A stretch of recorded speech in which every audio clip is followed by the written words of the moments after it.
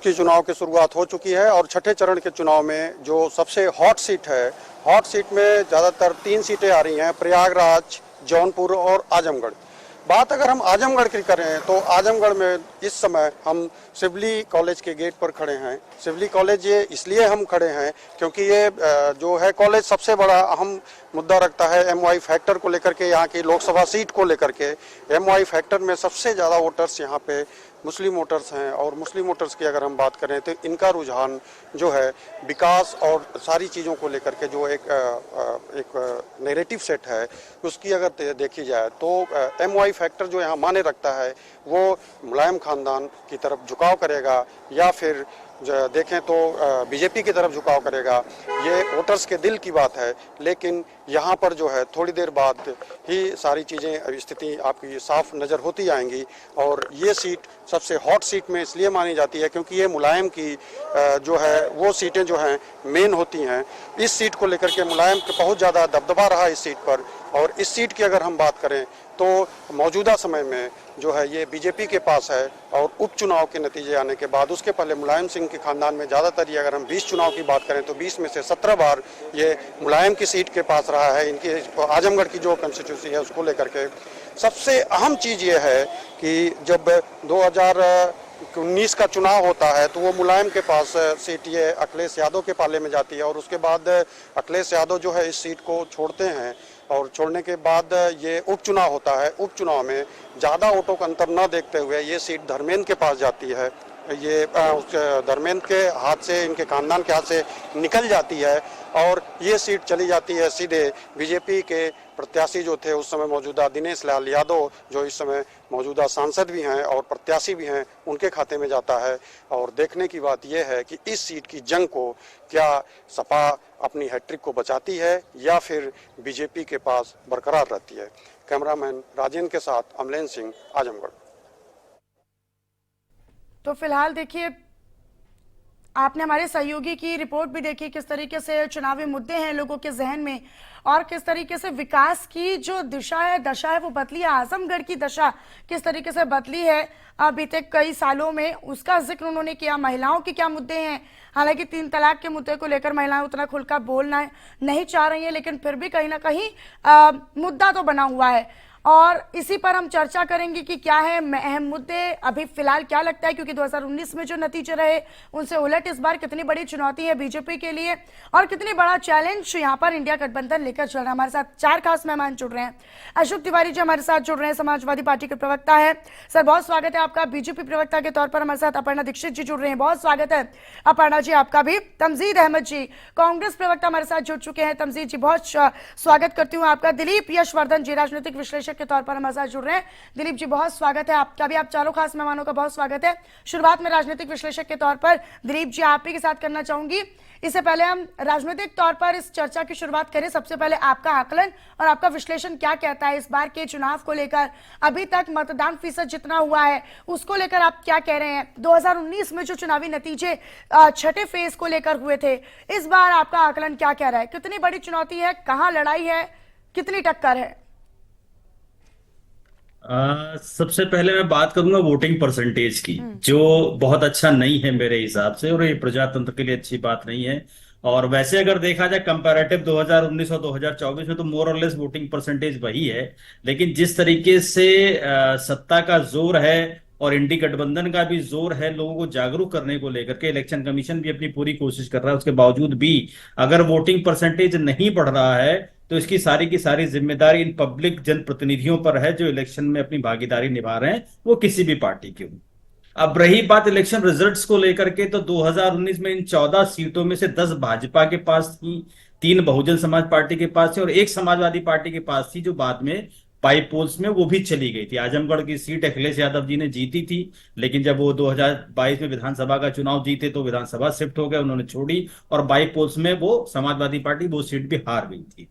इस बार कुछ सीटों पर स्थिति बिल्कुल क्लियर है, जैसे जौनपुर की सीट सभी जानते हैं कि वहां पर धनंजय सिंह ने वो सीट भारतीय जनता पार्टी के लिए छोड़ दी है, तो भारतीय जनता पार्टी के खाते में चली जा रही है। इस बार समाजवादी पार्टी और बहुजन समाज पार्टी का गठबंधन नहीं है जो पिछले चुनाव में था।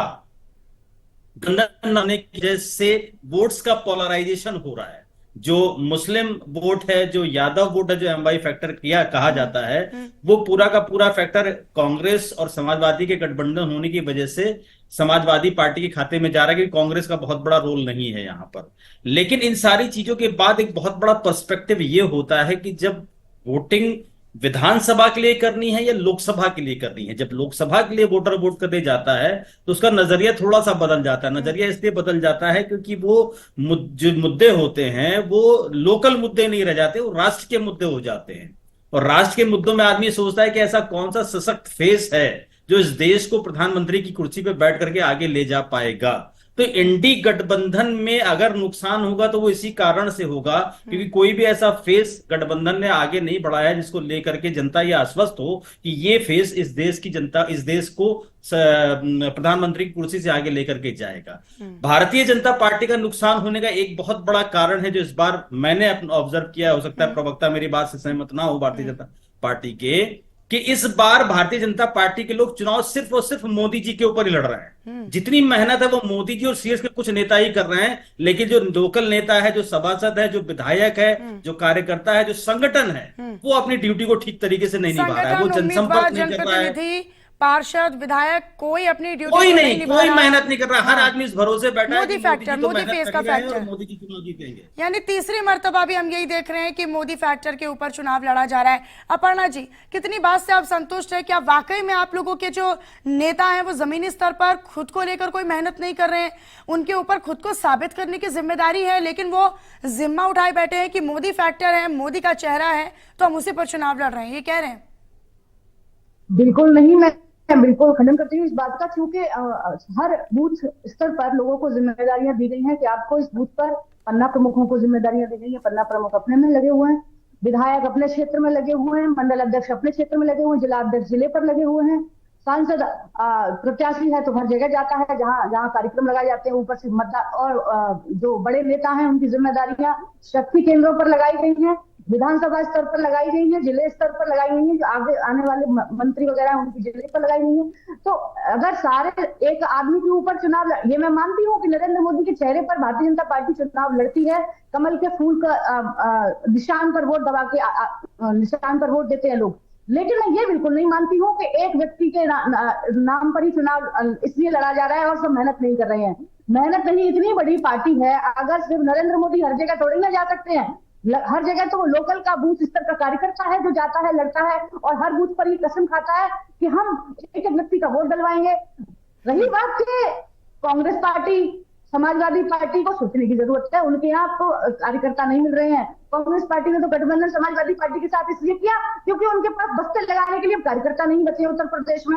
सच तो ये है। तो भारतीय जनता पार्टी का कार्यकर्ता, एक छोटा कार्यकर्ता हो, चाहे नरेंद्र मोदी स्वयं को खुद भी कार्यकर्ता बोलते हैं, किसी एक के नाम, नरेंद्र मोदी बहुत बड़ा ब्रांड है, इसमें कोई दौराई नहीं है। आज की डेट में ग्लोबल लीडर है वो, इसमें भी कोई दौराई नहीं है। लेकिन उत्तर प्रदेश में योगी अपना कार्य करते हैं, जिला अध्यक्ष अपना कार्य करते हैं। अपर्णा जी, जिम्मेदारियां सौंपना, जिम्मेदारियां बांटना एक अलग मुद्दा है, जिम्मेदारियों को कितना निभाया जा रहा है, जिम्मेदारियों को कितना समझा जा रहा है और फिर उस पर अमल कितना किया जा रहा है, वो एक अलग मुद्दा हो जाता है और उसी को लेकर यहाँ पर बात की जा रही थी। ठीक है, अशोक जी का मैं रुख कर लेती हूँ। अशोक जी, पिछली बार आजमगढ़ आप लोगों ने जीती थी और इस बार भी आप लोग आजमगढ़ पर तो सुनिश्चित हैं ही, आश्वस्त हैं ही, साथ ही साथ आप बाकी की सीटों पर भी आश्वस्त हैं। क्या समीकरण यहाँ पर आपके पक्ष में? आपको क्यों लगता है कि इस बार की सारी सीटें आप लोग जीतेंगे, जबकि गठबंधन था तब भी आप लोग मात्र यहाँ से एक ही सीट जीत पाए थे? जी जी मनीषा जी, इस बार का चुनाव 2014 के चुनाव से और 2019 के चुनाव से बिल्कुल अलग चुनाव है, क्योंकि इस बार जनता ने 10 साल का शासन अच्छी तरह से देखा हुआ है मोदी जी का, जिसमें जनता के हाथ में कुछ नहीं आया, जनता के हाथ खाली हैं, क्योंकि महंगाई दूर नहीं हुई, बेरोजगारी दूर नहीं हुई और भ्रष्टाचार कम नहीं हुआ और जो है रोजी रोटी की समस्या बनी हुई। हालत यह है कि इसी महंगाई और बेरोजगारी पर नौजवान और जो है किसान ये हमें वोट दे रहा है, क्योंकि हमारी बातें इसको अच्छी लग रही हैं। हमने महंगाई दूर करने की बात कही है, हमने रोजगार देने की बात कही, पिछड़ों को आरक्षण बहाल रखने की बात कही है, हमने जो है यहाँ तक कि 4 साल की नौकरी सेना में खत्म करके परिपाटी जो है रेगुलर नौकरी देने की बात कही है। हमने तमाम ऐसे वादे किए हैं जो किसानों को कर्जा माफ करने की बात कही है, जो कि जनता को अच्छा लग रहा है। एमएसपी गारंटी देने की बात कही, जो कि चिर प्रतीक्षित मांग थी, जिस पर किसान का भविष्य टिका हुआ। तो तो हालत बातें यह तो है कि बीजेपी इस ने बार भी का कही है, लेकिन आप उनकी बातों को जुमला करार दे रहे हैं सर, और अपनी नहीं, बातों को बीजेपी आप कह रहे हैं कि हमने तो गारंटी दी है। अच्छा, हम जुमला करार दे रहे हैं, आपको क्या लग रहा है? इन्होंने 2 करोड़ रोजगार देने की बात कही, तो आपको लगता है कि रोजगार दे दिया इन्होंने? 2 करोड़ रोजगार प्रतिवर्ष, 20 करोड़ रोजगार दे दिया इन्होंने जो है किसान की आय दोगुनी करने की बात कही। मनीषा जी, आपको लगता है कि दोगुनी हो गई है किसान की? आपको लगता है क्या? ऐसा आपको नहीं लगता है? महंगाई दूर करने की बात कही, तो आज पेट्रोल डीजल क्या भाव क्या है? आज दूध पर जीएसटी लगा दी, मिल्क प्रोडक्ट पर जीएसटी लगा दी इन्होंने। आटा दाल चावल के क्या भाव है? इस समय जो है आउट ऑफ रीच हो गया है। अगर कोई मध्यम वर्ग का व्यक्ति अपने बच्चे को किसी रेस्टोरेंट में खाना खिलाने ले जाए तो नहीं लिया सकता है, क्योंकि इतना जीएसटी लग गया है। हालात ये है कि फीस भरना मुश्किल है, बच्चों का स्कूल बैग बनाना मुश्किल है, बच्चों की किताब खरीदना मुश्किल है। कितना महंगा हो गया है जीवन। आज इस जीवन के साथ में जनता त्राहि कर रही ठीक है। है, इसका जवाब मैं अपर्णा जी आपसे लूंगी, लेकिन उससे पहले मैं जरा ओपनिंग रिमार्क तमजीद जी से ले लेना चाहती हूँ। तमजीद जी, आप भदोही को छोड़ दीजिए तो टीएमसी यहाँ पर चुनाव लड़ रही है। इलाहाबाद से आप लोगों का, यानी कांग्रेस की तरफ से एक व्यक्तिगत तौर पर आप लोग यहाँ पर प्रत्याशी को चुनावी मैदान में उतारे हुए हैं। बाकी सीटों पर समाजवादी पार्टी है। इस बार क्या लग रहा है, कहाँ आपका आकलन कह रहा है, और क्यों आप लोगों को लग रहा है कि समीकरण जो है, चाहे वो क्षेत्रीय समीकरण हो, जातीय समीकरण हो, सामाजिक या फिर सियासी समीकरण हो, वो आपके पक्ष में यानी इंडिया अलायंस के पक्ष में होंगे? ऐसा क्यों लग रहा है आप लोगों को? आश्वस्त है ना आप लोग? निश्चित रूप से आश्वस्त है, और बिल्कुल आश्वस्त है इस चीज को लेकर कि पूर्वांचल में क्योटो में सिर्फ लड़ाई है, बाकी सारी सीट में इनका सुपड़ा साफ होने जा रहा है। मैं पूर्वांचल में हम फिर बैठेंगे 4 जून को। ये मैं गोरखपुर में दावा कर रहा हूँ, गोरखपुर में भी इनकी बुरी और करारी हार होने जा रही है। इलाहाबाद, फूलपुर, कौशाम्बी, सबको तो छोड़ ही दीजिए, इन सब में तो इन लोगों ने बस्ता भी, आपको पता होगा, मैं आपको जानकारी बता देता हूँ, 12 बजे तक आधे से ज्यादा बस्ता भारतीय जनता पार्टी वाले छोड़ के चले गए। पता नहीं इनके बूथ अध्यक्ष कहाँ पे हैं, इनके जो पन्ना प्रमुख है वो सब है कहाँ, लेकिन जो हम लोग के पास रिपोर्टिंग आ रही है 12 बजे तक भारतीय जनता पार्टी के आधे से ज्यादा जो बस्ते में बैठने वाले लोग थे वो घर चले गए। क्यों आएंगे भाई लोग वोट डालने के लिए? और वो परसेंटेज जो आज कम हो रहा है, भारतीय जनता पार्टी ने जिस तरीके से लोगों को ठगने का काम किया है, भारतीय जनता पार्टी का जो कोर वोटर है, जो अपने आप को मानता है कि भारतीय जनता पार्टी की उसका वैचारिक उससे जुड़ाव है, वो वोटर वोट डालने ही नहीं निकल रहा है। वो पूरी तरीके से आश्वस्त है कि भारतीय जनता पार्टी ने हमारे साथ भी धोखा किया, और जो जो ये महसूस कर रहा है कि भारतीय जनता पार्टी ने धोखा किया और इसका बदलाव करना है, वो वोट डालने निकल रहा है। तो जो आप सत्ता विरोधी लहर आप कह रहे हैं क्या, कि एंटी सत्ता विरोधी इंकम्बेंसी है नहीं, क्या? लहर नहीं है। हाँ। लहर नहीं है, सुनामी चल रही है। सुनामी। लहर उसको मत हाँ, बोलिए बोलिए तमजीद जी। नहीं चल रही भारतीय जनता पार्टी की। मैं आपसे 4 तारीख को फिर पूर्वांचल में इनको क्योटो में लड़ाई है, बाकी हर जगह इनकी सफाई हो चुकी है। आपको इस चीज का, आपके पत्रकार भी जब पूछ रहे हैं, जो वोट देने के लिए लोग लाइन में लगे हुए हैं, वो यही जवाब दे रहे हैं कि महंगाई के खिलाफ वोट दे रहे हैं, हम बेरोजगारी के खिलाफ वोट दे रहे हैं, हम अन्याय अत्याचार के खिलाफ वोट दे रहे हैं, हम संविधान बचाने के लिए वोट दे रहे हैं। अब भारतीय जनता पार्टी के लोग मान के चल रहे हैं अगर इस मुद्दे पर वोटिंग हो रही तो हमारे खिलाफ वोटिंग हो रही है, तो क्यों ना पन्ना प्रमुख और वोट बूथ अध्यक्ष इनका बस्ता छोड़ के चला जाए। हर इंसान तो संविधान बचाने की लड़ाई लड़ने के लिए वोट डालने जा रहा है। कोई भारतीय जनता पार्टी के बूथ पे जाके पर्ची तक बनवाने को तैयार नहीं कि कहीं उनके ऊपर ये दाग न लग जाए कि संविधान की हत्या करने वालों के साथ जाके बूथ पे पर्ची बनवा ली है। आप जाके सर्वे करा लीजिए, आपके भी ग्राउंड में पत्रकार होंगे, आधे से ज्यादा इनके जो पर्ची बनाने वाले लोग बैठते हैं बूथों पे, वो गायब हो चुके हैं, खत्म हो चुके हैं। और बिल्कुल सही कहा हमारे दिलीप जी ने, बहुत अच्छी बात उन्होंने कही कि सिर्फ नरेंद्र मोदी जी चुनाव लड़ रहे हैं, बाकी पूरी तरीके से भारतीय जनता पार्टी का कार्यकर्ता, पूरे नेता सब पूरी तरीके से नदारद हो चुके हैं और इस ताक में है। बल्कि अलबत्ता वो तो इस ताक में किसी तरीके से अपने संबंध ठीक किए मोदी जाए इंडिया फैक्टर गठबंधन काम के नहीं लोगों से। आएगा क्या? क्योंकि 2014 और 2019 में तो काम आया था, इस बार नहीं काम आएगा। बात समझिए वो जो चार्जिंग कैपेसिटी थी ना मोदी जी के अपने कार्यकर्ताओं के लिए, वो खत्म हो चुकी है। उनके कार्यकर्ता इस समय इस ताक में लगे हुए हैं, लोकल स्तर से लेकर राष्ट्रीय स्तर तक, कि किसी तरीके से इंडिया गठबंधन के नेताओं के साथ अपने संबंध सुधारे जाए, क्योंकि 4 जून के बाद उन्हें फिर भागना है। तो बुरी तरीके से भारतीय जनता पार्टी चुनाव में परास्त होने जा रही है। 4 जून को जब नतीजे आएंगे तो 100 सीट भी भारतीय जनता पार्टी को नहीं मिलेगी। उत्तर प्रदेश में तमजीद जी को आपने सुना, वो ये कह रहे हैं कि आप लोगों के नेता हैं जो इंडिया गठबंधन के नेताओं से संबंध बना रहे हैं, कि भागना पड़ जाएगा तो कम से कम संबंध तो काम आएंगे आगे। देखिए, जब 2019 में तमजीद अहमद जी कुछ भी बोले, उससे उनके रटे रटाए डायलॉग है, और अशोक तिवारी जी के भी रटे रटाए डायलॉग है, वही रिपीट करते रहते टेलीकास्ट की तरह। मैं आपको एक बात बता दूं, 2019 में उन्होंने जब राहुल गांधी का चेहरा आगे कर जब चुनाव लड़ा था तो बुरी तरीके से शिकस्त हुई थी। तो इस बार जो कांग्रेस की जो हालत है ना, मैं सच बता दूं कि राहुल गांधी का जब भी ये नाम आ जाता है, इनकी पार्टी के नेता नाम ले देते हैं कि प्रधानमंत्री कौन बनेगा। तो राहुल गांधी का अगर बाई यानी चांस अगर नाम चलाता है तो वो निश्चित रूप से सबसे पहले आके खंडन करते हैं इस बात का कि नहीं, अभी हमने इस पर विचार नहीं किया है। इतना बड़ा लोकतंत्र का पर्व है, इस पर अभी तक प्रधानमंत्री का कौन चेहरा होगा, इस पर इन लोगों ने अभी निर्णय भी नहीं ले पाया। राहुल गांधी की स्थिति इतनी खराब हो चुकी है अपनी ही पार्टी में कि कोई नाम लेने को तैयार नहीं है कि वो प्रधानमंत्री बनेंगे, कोई कहने के लिए तैयार नहीं। अचानक से आएंगे, अगर किसी ने नाम ले भी दिया तो तुरंत आके प्रेस कॉन्फ्रेंस में खंडन करते हैं। तो ऐसी स्थिति में राहुल गांधी पहुंच गए हैं। भाजपा होने के लिए ये तो सब जानते हैं, पूरा देश का जन जानता है कौन भाग रहा है। रही बात के बस्ते नहीं लग रहे भारतीय जनता पार्टी की, इससे ज्यादा हंसी से मैं क्या बताऊं आपको। अब मैं क्या इसका जवाब दूं कि भारतीय जनता पार्टी के कार्यकर्ता जो कि हर घर में है, हर दूसरे घर में भारतीय जनता, तीसरे घर में जो अपनी जिम्मेदारी निभा रहे हैं, पन्ना प्रमुख के तौर पर जिम्मेदारी निभा रहे हैं, बूथ अध्यक्ष 370 हर घर में है, नहीं हर घर में पहुंच रहे हैं अपर्णा जी। ठीक है, अशोक जी का मैं एक जवाब ले लेती हूँ। अशोक जी ने आप पर आरोप लगाए थे कि भाई आप लोगों ने भ्रष्टाचार, आप लोगों ने महंगाई, आप लोगों ने नौकरियां देने का वादा किया था, लेकिन सिर्फ वो जो वादे थे वो जुमले हो गए हैं, उन पर कोई काम नहीं हुआ है। अब वो गारंटी दे रहे हैं कि हमारी सरकार आती है तो हम ये काम करेंगे। उस पर बोलिए आप, उस पर क्या रिएक्शन आपका? सॉरी, आप दोबारा रिपीट करेंगे? हाँ अपर्णा जी, मेरा सवाल ये है क्योंकि अशोक का जो ने आपसे सवाल किया था कि जो आप लोगों ने गारंटियां दी थी 2019 में, जो आप लोगों ने वादे किए थे वो तो जुमले करार हो गए हैं, उन पर से तो वादे पूरे नहीं किए गए हैं। महंगाई लगातार बढ़ी है, भ्रष्टाचार बढ़ा है, लोगों की बेरोजगारी दर जो है वो लगातार बढ़ी है, तो जरा जवाब दीजिए उनको। देखिए, अर्थव्यवस्था के मामले में मनमोहन जी को सर्वश्रेष्ठ माना जाता था, इसीलिए उनको प्रधानमंत्री बनाया गया था, उनकी इसी विशेषता से। जब वो इतने बड़े अर्थशास्त्री थे तो उनके दौरान जब उनकी सरकार थी NDA 1 NDA 2, तो उनकी सरकार में महंगाई दर आप देख लीजिए, कभी भी डबल डिजिट से नीचे रही हो। हमारे यहाँ जब नरेंद्र मोदी ने भारत की सत्ता संभाली और इस देश के प्रधानमंत्री बने तो आज बेरोजगारी दर 3% है और महंगाई दर 5% है। अगर इसका खंडन करना चाहें तो कर सकते प्रवक्ता, चूंकि इनके पास बोलने के लिए सिर्फ और सिर्फ कुतर्क होंगे, तर्क नहीं होंगे।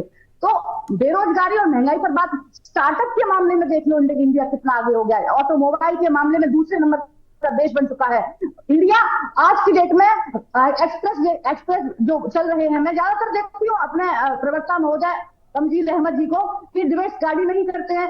आपके जो कार्यकाल में तो आप गाड़ी में डिबेट कर ही नहीं सकते थे, आप आसानी से डिबेट करो यार। ऐसे एक्सप्रेस वे का पूरा जाल बिछाया हुआ, आप 80-90 की स्पीड में चल सकते हैं आराम से। तो आप इसको नकार जरूर सकते टीवी डिबेट पर बैठ के, लेकिन आप इसे झुटला नहीं सकते अपने मन में, अपने अंतरात्मा में नहीं झुटला सकते कि कार्य और डेवलपमेंट तो आखिरकार नरेंद्र मोदी की सरकार में ही हुआ है। डिबेट्स पर अपने पार्टी का पक्ष रखना बहुत जरूरी है, अच्छी बात है, आप रखिए, मैं खंडन नहीं करती, लेकिन अपने अंतरात्मा से पूछ लीजिए क्या डेवलपमेंट नहीं हुए, क्या बेरोजगारी के लिए 95,000 स्टार्टअप नहीं लगे, क्या बेरोजगारी के लिए MSME के माध्यम से लोगों को लघु और सूक्ष्म उद्योग नहीं दिए गए, क्या बेरोजगारी के लिए लेकिन आप लोगों के प्रत्याशी, अपर्णा जी सुन लीजिए, आप लोगों के उम्मीदवार फिर भी लोगों के बीच में जा रहे हैं, मंच पर पहुंच रहे हैं, तो भी जितने काम आपने गिनवाए हैं उतने काम आपके प्रत्याशी नहीं गिनवा पा रहे हैं, ये हकीकत है। वो फिर भी यही कहते हैं कि तीसरी बार भी प्रधानमंत्री के तौर पर नरेंद्र मोदी को जिताना है, वो बार बार ये कह रहे हैं। ठीक है, मैं इस पर आपका जवाब लूंगी। आजमगढ़ सीट पर क्यों दिनेश लाल यादव की जो सीट है वो फंसती हुई नजर आ रही है, उस पर मैं दिलीप जी की प्रतिक्रिया लूंगी। आप चारों खास मेहमान लगातार हमारे साथ बने रहिएगा, मैं रुक करूंगी आपका, लेकिन जौनपुर से एक रिपोर्ट दिखा देते हैं जहां पर मतदान केंद्र पर पहुंच गए वोटर्स का क्या कहना है, वो हमारे सहयोगी ने बातचीत कर जानने की कोशिश की है, सुनिए आप भी। आपको बता दूं कि इस वक्त जनपद जौनपुर के तिलकधारी महाविद्यालय में है, जहां पर आपको बता दूं मॉडल पॉइंट बना हुआ है, मतदाता सेल्फी पॉइंट बने हुए हैं इतने खूबसूरत, और हमारे साथ तमाम लोग हैं जिन्होंने वोटिंग किया है। पहले तो आप लोग हाथ दिखाइए कि आप लोगों ने वोट किया। आप देख सकते हैं कि किस तरह से इन लोगों ने वोट किया है। इन लोगों से बात करते हैं, किन मुद्दों पर लेकर वोट किया है। क्या नाम है आपका? हमारा नाम रागिनी सिंह है और मैंने वोट किया है राष्ट्रहित में, नारी सुरक्षा में और देश के युवाओं के सम्मान में और देश के विकास के लिए। और सबसे बड़ी चीज़ हमने वोट किया है अपने आराध्य श्री प्रभु राम जी के चरणों में। तो हमने अपना मतदान किया है भाजपा को, कमल को। और हमारा मुद्दा ही है सिर्फ नारी सुरक्षा और देश का विकास और नारियों का सम्मान। चलिए, इन्होंने तो बता दिया कि इन्होंने नारी सुरक्षा को लेकर किया। इनसे भी बात करते हैं। क्या नाम है आपका? प्रियंका श्रीवास्तव। प्रियंका, किन मुद्दों पर वोट किया आपने? हमने आज वोट किया है अपने राष्ट्र हित में, अपने देश की सुरक्षा के लिए। हमारे देश में जो भ्रष्टाचार और जो देश में हमारे नारी सुरक्षा को लेकर इतने अपराध हो रहे हैं नारियों के प्रति, उनको देखते हुए प्रधानमंत्री मोदी जी को एक बार फिर से पुनः हम लोग अपने देश के प्रधानमंत्री के रूप में देखना चाहते हैं।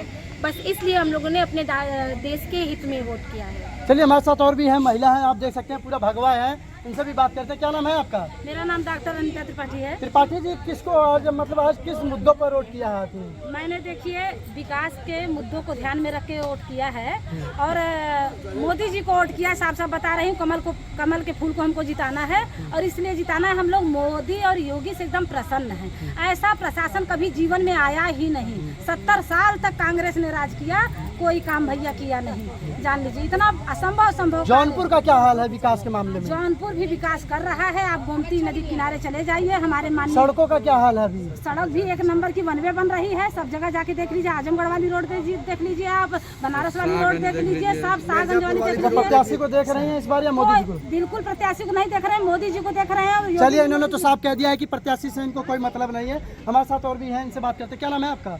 मेरा नाम डॉक्टर ब्रह्मेश शुक्ल है। किन मुद्दों को लेकर आज वोट किया आपने? वोट किया कि नहीं? हाँ, वोट मैं कर चुका हूँ। अच्छा, वोट मैं कर चुका हूँ और अपने देश के यशस्वी प्रधानमंत्री जो युग पुरुष हैं, हम लोग उन्हीं को देख रहे हैं जो अपने भारत माँ को परम वैभव पर पहुँचाने के लिए निरंतर प्रयासरत है। तो हम लोग उन्हीं को मुद्दा देख रहे हैं। अपने जनपद में जो मुद्दा अपने यशस्वी विकास पुरुष आदरणीय गिरीश चंद्र यादव निरंतर विकास कर रहे हैं, उसको देखते हुए हम समझ रहे हैं तमाम है जो जनता है यहाँ की तमाम मुद्दों पे हमारे साथ और साथी हैं, इनसे भी बात करते हैं। क्या नाम है सर आपका? जटाशंकर त्रिपाठी। त्रिपाठी जी, किन मुद्दों को लेकर आज वोट किया है आपने? हम देखिए राष्ट्र हित के मुद्दे की बात कर रहे हैं और जो हमारी ये बीजेपी गवर्नमेंट जो है, जितने प्राचीन मंदिर हैं सबका जीर्णोद्धार करा करके, सबसे बड़ा तो भगवान प्रभु श्री राम का, उसके बाद बाबा विश्वनाथ जी, महाकाल उज्जैन का, मुद्दों को लेकर वोट किया है, ये बताइए। जिले के विकास के जिले में हमारा जिला तो सबसे अग्रणी जिला है। यहाँ तो IAS BCS अध्यापक घर घर में हैं और यहाँ किसी चीज़ की ज़रूरत ही नहीं है और सारा विकास हो चुका है और आगे निरंतर होता रहेगा। जैसे कि इन्होंने साफ तौर पर कहा है कि इन्होंने स्थानीय मुद्दों को लेकर वोट किया है जनता के, और अब इन्होंने राष्ट्र के हित में वोट किया है। तो कहीं न कहीं जो यहाँ की जनता है जौनपुर की, राष्ट्र हित के लिए वोट और मतदान किया है। इंडिया न्यूज़ से अजीत गिरी, जौनपुर। तो मतदाताओं के मुद्दे क्या हैं, महिला वोटर्स के मुद्दे क्या हैं, क्या मन में रखकर, क्या मुद्दों को ध्यान में रखकर वो यहाँ पर वोट करने पहुंची, ये हमारे सहयोगी ने जौनपुर से मतदान केंद्र से लगातार लोगों से बात कर आपको बताया है। चर्चा में एक बार फिर से लौटते हैं। अपर्णा जी, जैसा कि आप जिक्र भी कर रही थी कि आपके जनप्रतिनिधि लगातार लोगों के बीच में हैं, आपके पार्षद हो, विधायक हो, नेता हो या फिर आपके तमाम जो संगठन स्तर से जुड़े हुए नेता हो, लोग हो, वो लगातार लोगों के बीच में पहुंचे। लेकिन अभी जौनपुर की हमने रिपोर्ट देखी, वही कह रहे हैं कि भैया हमें नहीं लेना देना कि उम्मीदवार कौन है, प्रत्याशी कौन है, जनप्रतिनिधि कौन है, हमें तो मोदी को वोट करना है और हम तो विकास के मुद्दे पर वोट कर रहे हैं। राम मंदिर एक बड़ा मुद्दा जिसको बनाने की आप लोगों ने कोशिश भी की, लेकिन फिर भी ये कह रहे हैं कि उम्मीदवारी से कोई लेना देना नहीं है, कोई भी आए कोई भी जाए। 70 साल कांग्रेस ने राज किया लेकिन कुछ भैया काम नहीं किया।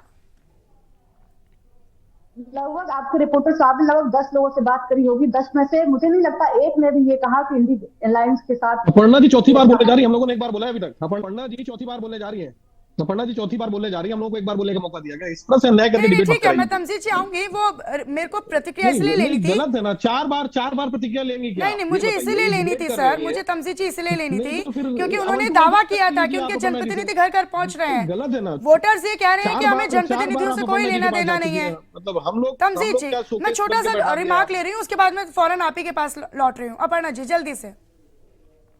देखिए, लंबी सांसें आने लग गई है क्योंकि आपने अभी देखा कि जो वोटर थे मतदान करने के लिए गए थे, उन्होंने 10 में से 10 ये बोल रहे हैं कि मैं विकास के नाम पर वोट दे रहा हूँ, मैं नरेंद्र मोदी के चेहरे पर वोट दे रहा हूँ। ठीक है, नरेंद्र मोदी के चेहरे पर वोट करें, लेकिन अभी आपने बोला था कि हम मोदी के चेहरे पर नहीं, मोदी के फैक्टर पर नहीं, काम के मुद्दे पर वोट मांग रहे। तमजीद जी आप क्या कहिएगा? मैं आऊंगी अशोक जी आपके पास। तमजीद जी आप क्या कहिएगा, क्योंकि मतदान केंद्र पर हमारे रिपोर्टर्स पूछ रहे हैं लोगों से, तो लोगों का साफ कहना है कि हमें कोई मतलब नहीं है जनप्रतिनिधि से, उम्मीदवार कोई भी हो, 70 साल में कांग्रेस ने कुछ नहीं किया। देखिए अब वोट हो कर रहे हैं, सकता हाँ। है, हो सकता है कोई ऐसा बूथ हो सकता है, एक पर्टिकुलर कोई बूथ हो, कोई हो तो कह सकता है, लेकिन हम लोग भी सुबह से बूथों के पास है। आप दलितों के बीच जाइए, आप ओबीसी के बीच जाइए, आप माइनॉरिटीज के बीच जाइए, आप गरीब लोगों के बीच जाइए, तो आपको कमोबेश से ही जवाब मिले।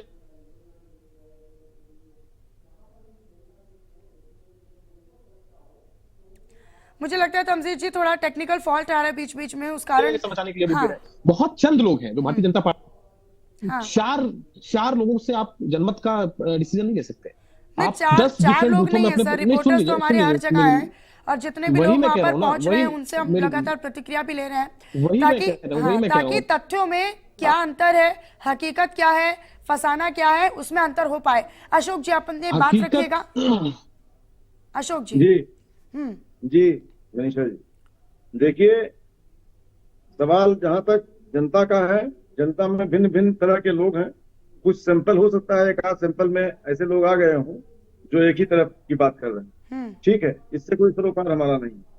हमारा कहने का मतलब ये है कि भाजपा का चुनाव जो चल रहा है इस समय, जो देश का, इस देश के चुनाव में पहले चरण से आप देख लीजिए, पहले चरण से लेकर के 5वां चरण तक संपन्न हो चुका है, 6वां चरण आज हो रहा है, और 5वें चरण तक ही जो है भाजपा बिल्कुल हतोत्साहित हो चुकी है, भाजपा बौखला गई है, और प्रधानमंत्री जी से लेकर के अमित शाह तक नैरेटिव पे नैरेटिव बदल रहे हैं, लगातार एक बयान पर स्थिर नहीं हो पा रहे।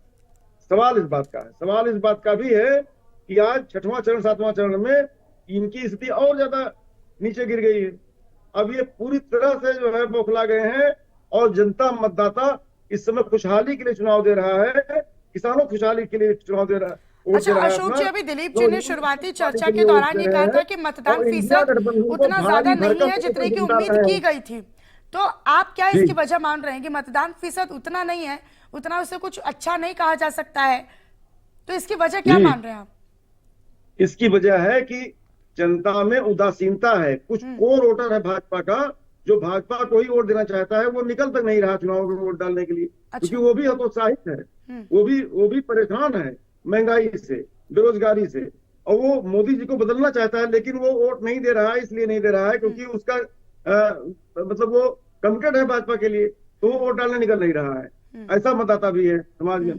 और चारों तरफ से जो है जो भी लोग निकल रहे हैं, किसान निकल रहे हैं, नौजवान निकल रहे हैं, वो इतनी गर्मी में निकल करके और वोट इंडिया गठबंधन को दे रहे हैं, भाजपा को हराने का प्रयास कर रहे हैं। और पूर्वांचल में ताकि सही कहा अभी जो है कांग्रेस के प्रवक्ता जी ने कि क्योटो में लड़ाई खाली है, क्योटो में लड़ाई है, वो भी कोई कंफर्म नहीं कि क्योटो जीत ही जाएंगे, क्योटो भी हार सकते हैं, और बाकी सीटों पर तो हम जीत ही रहे हैं। आज चेहरे उतर गए हैं मोदी जी के, मोदी जी का बुढ़ापा आ गया है इस समय, मोदी जी बूढ़े दिखाई दे रहे हैं इस समय, मोदी जी की जवानी जा चुकी, और अमित शाह भी जो है परेशान है।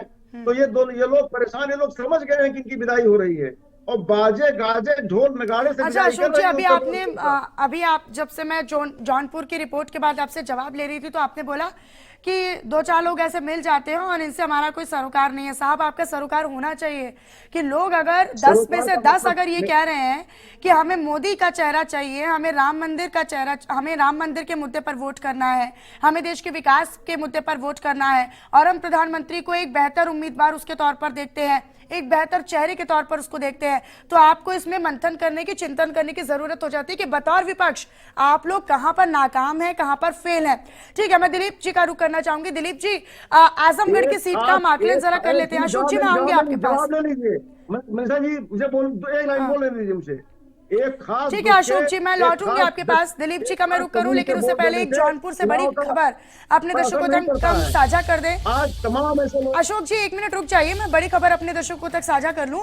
जौनपुर से बड़ी खबर, जहां बीजेपी मंडल अध्यक्ष सोनू गुप्ता बीजेपी कार्यकर्ताओं ने पीटा है। दरअसल सोनू गुप्ता को, आपको ये बड़ी जानकारी दे रहे हैं, बीजेपी मंडल अध्यक्ष सोनू गुप्ता की पिटाई हुई है, ये जानकारी मिल रही है। सोनू गुप्ता को बीजेपी कार्यकर्ताओं ने ही पीटा है। फिलहाल ये बड़ी जानकारी मछली शहर बीजेपी के मंडल अध्यक्ष हैं सोनू गुप्ता, जिनके साथ मारपीट की जानकारी मिल रही है और ये तस्वीरें भी सामने आ गई हैं। तस्वीरें भी आपको दिखा रहे हैं, मारपीट की तस्वीरें हैं और ये तस्वीरें आपको दिखा रहे हैं। तो देखिए, जौनपुर के मंडल अध्यक्ष है सोनू गुप्ता, जिनके साथ मारपीट की गई है बीजेपी के कार्यकर्ताओं के द्वारा। तो देखिए, ये हम आपको तस्वीरें भी दिखा रहे हैं लगातार। देखिए किस तरीके से पिटाई की गई है, मारपीट की गई है। बीजेपी कार्यकर्ताओं ने ही जौनपुर के मंडल अध्यक्ष सोनू गुप्ता के साथ मारपीट की है, पिटाई की है और ये आपको तस्वीरें भी दिखा रहे हैं।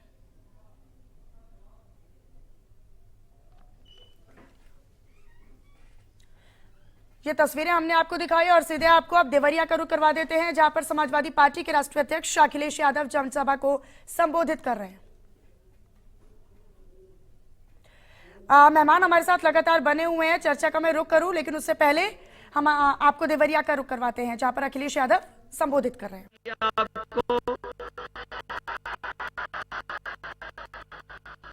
और इतना रद्दी दिया है कि उंगली। तो आप देख रहे थे देवरिया से अपनी चुनावी जनसभा को संबोधित करते हुए अखिलेश यादव नजर आए। एक बार फिर से हम मेहमानों का रुख कर लेंगे, चर्चा का रुख कर लेंगे। दिलीप जी, आजमगढ़ सीट को लेकर हम बात कर रहे थे, क्योंकि आजमगढ़ सीट बेहद ही हॉट सीट हो जाती है। इसके अलावा इलाहाबाद सीट भी हॉट सीट हो जाती है, जिस पर चर्चाएं हैं। सुल्तानपुर एक बहुत बड़ी हॉट सीट हो जाती है, जिस पर सिटिंग सांसद मेनका गांधी एक बार फिर से वहीं पर चुनाव लड़ रही है बीजेपी के टिकट पर।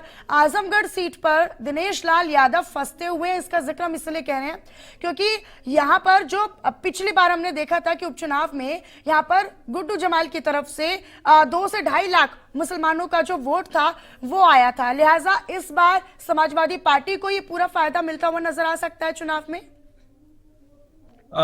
आजमगढ़ की सीट पर मुसलमानों का वोट इस बार वैसे भी, चूंकि मैंने कहा कि नेशनल पॉलिटिक्स की बात है, तो वो सारा का सारा वोट उसी पार्टी को जाएगा जिस पार्टी को केंद्र में सरकार बनाने की उम्मीद होगी। और चूंकि समाजवादी पार्टी और कांग्रेस में गठबंधन है, तो वो जाहिर सी बात है कि समाजवादी पार्टी को ही जाएगा। लेकिन ऐसा नहीं है कि समाजवादी पार्टी के लिए वन साइडेड रिजल्ट होने जा रहा है आजमगढ़ में। ये जो समाजवादी पार्टी के प्रवक्ता इस बात को लेकर के बहुत खुश हो रहे हैं कि जो वोटिंग परसेंटेज घट रहा है वो एंटी इनकम्बेंसी को शो कर रहा है और वो इन्हीं के खाते में जा रहा है। मोर और लेस इतना ही वोटिंग परसेंटेज 2019 में भी था, और तब भी आपकी पार्टी ने यही कयास लगाए थे कि साहब एंटी इनकम्बेंसी है, वोटिंग परसेंटेज कम है, सत्ता के प्रति उदासीनता है, लोग वोट देने नहीं जा रहे, जो भी जा रहे हैं वो हमारे वोटर हैं। आपके भी हैं उसमें, लेकिन आपकी सरकार बनी जा रही है, इस बात को लेकर के अगर आप आत्ममुग्ध हो रहे हैं तो मैं कहूंगा कि आत्ममुग्धता अच्छी बात नहीं है। 4 जून को इसका निष्कर्ष आपको देखने को मिल भी जाएगा। और भाजपा की प्रवक्ता को इस बात समझ लेने की जरूरत है कि जितना भी अभी आपने वोटर्स का इंटरव्यू दिखाया, सबने एक ही बात कही कि वो मोदी जी को वोट दे रहे हैं। किसी ने लोकल सांसद का नाम नहीं लिया, किसी ने लोकल विधायक की तारीफ नहीं करी कि हमारे विधायक बहुत अच्छे हैं, हमारे सभासद बहुत अच्छे हैं, हमारे सांसद महोदय बहुत अच्छे हैं, इसलिए हम वोट देने जा रहे हैं। उन्होंने मोदी जी का चेहरा और जो बड़े मुद्दे हैं उनकी बात कही। आजमगढ़ में लड़ाई बराबर की है। लड़ाई बराबर की इसलिए है कि भाई मान लूं कि जो मुस्लिम वोट है वो हो सकता है वन साइडेड समाजवादी पार्टी को चला जाए, लेकिन जो यादव वोट है उसमें सेंध लगी है, क्योंकि ओबीसी को बेनिफिट भारतीय जनता पार्टी ने भी दिया है, मोहन यादव को भी मुख्यमंत्री बनाया है। अपर्णा यादव जो समाजवादी पार्टी खानदान की ही बहू हैं, वो भाजपा के फेवर में और समाजवादी पार्टी के खिलाफ जाकर के वहां प्रचार कर रही हैं। तो ये सारे फैक्टर बहुत काम करते हैं।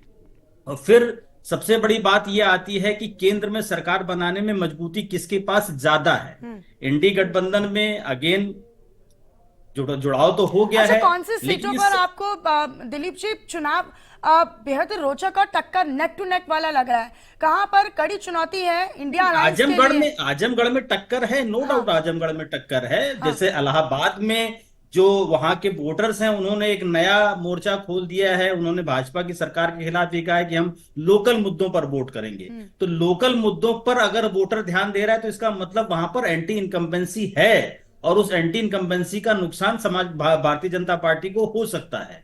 इसके अलावा और भी बहुत सारी सीटें हैं जिन पर, जैसे पूर्वांचल की सीटें हैं, पूर्वांचल का वोटर भारतीय जनता पार्टी से नाराज है, स्पेशली एक विशेष वर्ग का वोटर भारतीय जनता पार्टी से नाराज है, और वो वोट वो सीटें अच्छा जो दिलीप इनके जी, लिए अभी आपने जातीय फैक्टर की बात की है, जातीय समीकरण की बात की थी, तो यादव वर्सेस यादव का फैक्टर, क्योंकि बीजेपी के भी यहाँ पर यादव फैक्टर नजर आ रहा है काफी प्रभावशाली, और ऐसे में समाजवादी पार्टी का तो कोर वोट बैंक रहा ही है, तो इस बार कौन सा प्रभाव यहाँ पर प्रभावशाली रहेगा? क्या ये Yadav vote bank Samajwadi party की तरफ ज्यादा प्रभावशाली माना जाएगा, या फिर इस बार कुछ अलग समीकरण बनते हुए भारतीय जनता पार्टी की तरफ जो रिजल्ट है वो जाते हुए नजर आएंगे, समीकरण बनते हुए नजर आएंगे?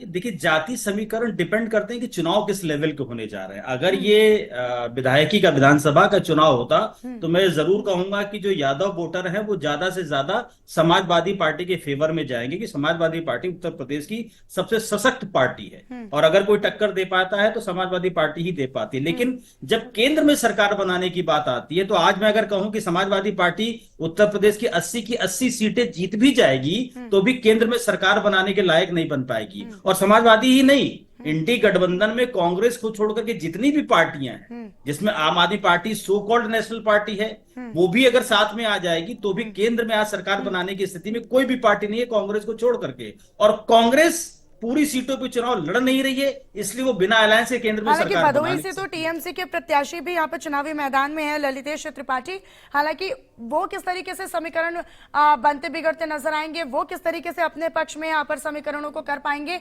वो काफी दिलचस्प होगा। मैं तमजीद जी आपका रुख करूं, लेकिन उससे पहले एक बड़ी जानकारी हम अपने दर्शकों तक साझा करते चले। तो इस वक्त की बड़ी खबर आपको बताएं, यूपी में 1 बजे तक मतदान फीसद कितना हुआ है? 37.23% मतदान हुआ है। प्रयागराज में 1 बजे तक 34.06% मतदान, अंबेडकर नगर में दोपहर 1 बजे तक 41.59% मतदान हुआ है। यही मतदान फीसद का आंकड़ा आजमगढ़ में दोपहर 1 बजे तक 38.37% है। बस्ती में 40.07% है। दोपहर 1 बजे तक का मतदान फीसद हम अपने दर्शकों को बता रहे हैं। तो देखिए, दोपहर 1 बजे तक 37.23% मतदान फीसद जो है वो हम अपने आंकड़ों के जरिए अपने दर्शकों को बता रहे हैं। तमजीद जी आपका रुख करते हुए, अभी आपने दिलीप जी को सुना, वो ये कह रहे हैं कि 80 के 80 लोकसभा सीटें अगर जीत भी ली तो भी आप लोग केंद्र में सरकार तो नहीं बना पाएंगे। दिलीप जी बता दें, अगर 80 सीट यूपी में नहीं जीत पा रही तो भारतीय जनता पार्टी सरकार कैसे बनाने जा रही है? बता दें दिलीप जी, मैं तो खामोश हो जाता हूँ। दिलीप जी बता दीजिए, क्या सवाल है तंजीम जी आपका?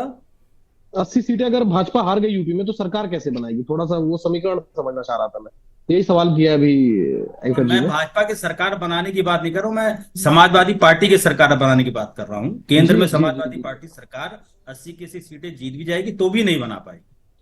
अच्छा, ठीक बात है, नहीं सही कह रहे हैं, इंडिया गठबंधन सरकार बनाएगी, बिल्कुल सही कहा दिलीप जी ने कि सरकार समाजवादी पार्टी, कांग्रेस या टीएमसी नहीं बनाने जा रही, सरकार इंडिया गठबंधन बनाने जा रही, बिल्कुल सही कहा दिलीप जी ने। और 80 की 80 सीटें, बिल्कुल आपकी बात को हम लोग चर्चा ले रहे हैं और आपको शुभकामनाओं को भी हम लोग एकदम दिल से लगा रहे हैं कि क्योंटो भी ये हार रहे हैं, इसमें भी कोई दो राय नहीं है कि जिस तरीके की लड़ाई इस समय बनारस के अंदर चल रही है, नरेंद्र मोदी जी मुझे लग रहा है कि अगले 2-3 दिन के अंदर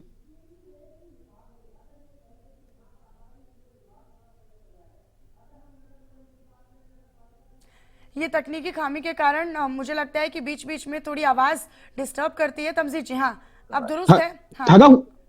ठगा हुआ तो सब महसूस कर रहे हैं, लेकिन अगर सबसे ज्यादा अगर कोई ठगा हुआ महसूस कर रहा है तो बनारस की जनता है, क्योंकि वो सीधा उस चीज को लेके प्रताड़ित है कि जिस तरीके का वादा उनके साथ किया गया कि बनारस को क्योटो बना देंगे, बनारस को ये बना देंगे, बनारस को साफ सफाई करा देंगे, बनारस को गाँवों को एक नया विकास का रास्ता दिखा देंगे, फेल हो गए पूरी तरीके से। भारतीय जनता पार्टी ने वादा खिलाफी, तो भारतीय जनता पार्टी की स्थिति बनारस में भी बहुत खराब होने जा रही है।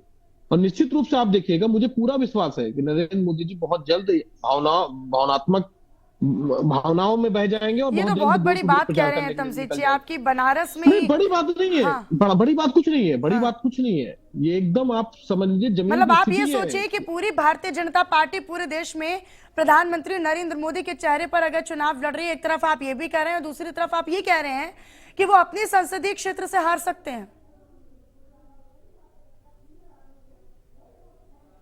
तमजीद जी, निश्चित रूप से ये बात आप एकदम मान लीजिए, चेहरे पे लड़ रही है लेकिन चेहरा चल नहीं पा रहा है। फर्क समझिए, चेहरे पे तो भारतीय जनता पार्टी बहुत दिन से चुनाव लड़ रही है, लेकिन इस चुनाव में जनता ने इनको पहचान लिया है। ये बात आप स्पष्ट मानिए कि वाराणसी का चुनाव भारतीय जनता पार्टी के लिए बहुत बुरी स्थिति में है। वहां जनता किसी भी सूरत में नरेंद्र मोदी जी को वोट देने को तैयार नहीं है। ठीक है, मैं अपर्णा जी से इसका जवाब ले लेती हूँ, उसके बाद मैं अशोक जी आपके पास आऊंगी। अपर्णा जी, ये तो बहुत बड़ी बात कह रहे हैं तमजीद जी, वो ये कह रहे हैं एक तरफ आप तो पूरे मोदी फैक्टर के ऊपर चुनाव लड़ रहे हैं तीसरी मर्तबा, ये भी याद रखिए, क्योंकि बार बार रिपीट इसलिए करना पड़ रहा है क्योंकि आप लोग कह रहे हैं कि हम जनप्रतिनिधियों के नाम पर भी चुनाव लड़ रहे हैं, लेकिन आप लोगों के जनप्रतिनिधि मुझे तो लगता है कि शायद लोग जानते भी नहीं होंगे, आधे लोग तो जो इस समय मोदी का फैक्टर या फिर उसका आलाप कर रहे हैं कि मोदी को हमें चुनाव जिताना है, मोदी के नाम पर हमें, तो उनको शायद ये भी नहीं पता होगा कि उम्मीदवार उनके संसदीय क्षेत्र से कौन है। लिहाजा इस बार वो ये कह रहे हैं कि मुश्किल है, कहीं ना कहीं बहुत कड़ा मुकाबला हो सकता है संसदीय क्षेत्र से, वाराणसी से पीएम मोदी के लिए भी।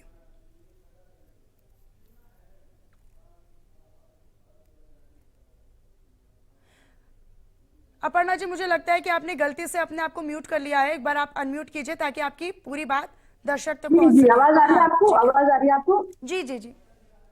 जितना मुझे याद है 2000, देखो इस बात पर मैं हंस सकती हूँ और जो सुनने वाले दर्शक हैं वो भी आपके हंसेंगे कि नरेंद्र मोदी चुनाव आ रहे हैं, और कितने कॉन्फिडेंस के साथ बोला जा रहा है इस बात को। कहाँ से इतना कॉन्फिडेंस आता है? मुझे बस इतना बता दीजिए तमजीद अहमद जी, आखिर कॉन्फिडेंस आखिर आ कहाँ रहा है कि आप ये कह रहे हैं कि वाराणसी नरेंद्र मोदी आ रहे हैं? आप एक बात बताओ, पिछली बार 2019 के चुनाव में नरेंद्र मोदी इकलौते ऐसे कैंडिडेट थे जिनको 61% वोट मिले थे पूरे लोकसभा में।